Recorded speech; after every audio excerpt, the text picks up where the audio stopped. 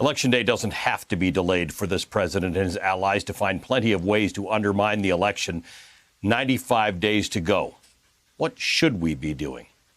Joining us now, Mark Elias. He's an election lawyer for the Democratic Party and the founder of Democracy Docket, an organization dedicated to providing advocacy and information about voting rights, redistricting, and democracy. Mr. Elias, thank you so much for joining us. We really appreciate it tonight. You had a blog post on March 31st, 4 months ago, in which you said, there is one question that I get asked more than any other.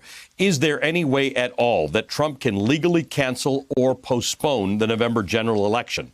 The answer is clearly no. There are going to be some people who are critical that you and I are even discussing this right now because the answer is clearly no, and yet the president gives us cause to discuss it. Really, the bigger issue is that the president continues on a daily basis to give us cause to wonder, or give some people cause to wonder about the legitimacy of this election because he thinks that might be the only way he holds on to power. Yeah, I think you're exactly right. I wrote that in 3 months ago. Feels like 3 years ago. I wrote that 3 months ago because I was getting, at that point, calls and texts almost every day from people who were concerned that Donald Trump was going to try to move the election or otherwise refuse to leave office.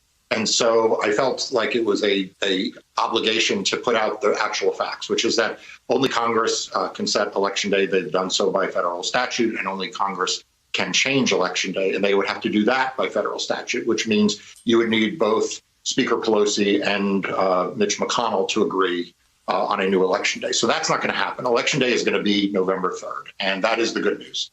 The bad news potentially is that Election Day will be November 3rd, and the question is whether or not we will be prepared as a country between now and then to deal with all of the challenges that the president is spewing out in the public and that the Republican Party is every day in court trying to convince judges to make voting harder. Because his only chance, I think you put it very well, his only chance of winning election is to try to prevent people from voting.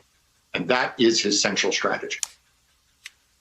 It's 95 days away. We should be stress testing the system that we know is going to be in place because we are likely not to be rid of this virus in 95 days. The president made another comment today about how we need elections on election night, not weeks or months away. I don't think anybody thinks it's going to take months, but the truth of absentee ballots and mail-in ballots is that sometimes, unless you design the system a certain way, we may not have the result on election night. Yeah, but here's the thing, Ali, that's not new. We've had absentee voting in this country for a long time, and we regularly don't have all the ballots counted on election night. You know, it is usual that when you get to the end of election night, there are still ballots that have come in the mail in the last day, or in some states where they allow ballots to be postmarked by election day, they come in after election day. So this isn't new. What's different this time is two things. Number one, we're going to see more people voting by mail than ever before. And that is, as you said, going to put more stress on the system. And we should be using this time to bolster the Postal Service and to bolster other mechanisms to make sure that those ballots get delivered on time and counted. And then the other big thing is that you have a president who, rather than reassuring the American public in American democracy, is trashing American democracy. Every day he's trashing American democracy by saying that we can't do it and that we shouldn't do it. And that's what's really making this election different.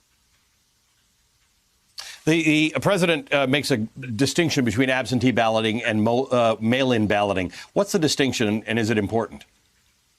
There is no distinction. They are synonyms.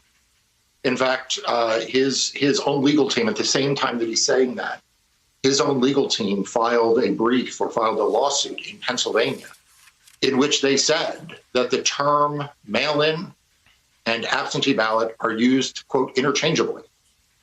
Some states tend to use the term mail-in. Some states tend to use the term absentee. Sometimes within a state, the statutes will refer to both. But they are both the same. They are both processes by which people who don't want to show up to the polls in person can receive in the mail a ballot in advance that they fill out and they cast, and they either mail back or they deliver through some other mechanism to election officials. But there is no difference.